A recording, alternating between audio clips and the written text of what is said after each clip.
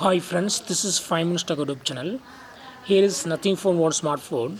In this video, you will know how to enlarge home screen apps in your phone Nothing Phone 1. This is home screen. If you want to see the enlarge of any app or group of apps, then you can do it. For this, just long press on the app or on the group of app.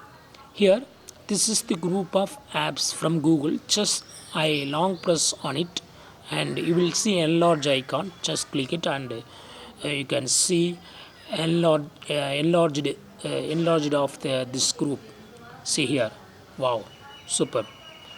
In a similar way, you can do it. If you want to minimize it, again you go to long press it and select minimize.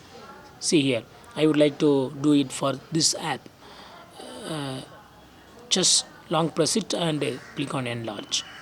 Again long press it and click on minimize. So in this way you can see enlarging of any particular app or group of apps.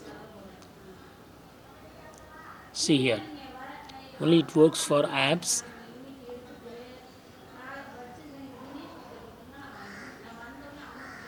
Wow, super. So in this way you can easily enlarge any particular app or group of apps in your phone Nothing Phone 1. That's all friends, thanks for watching, bye.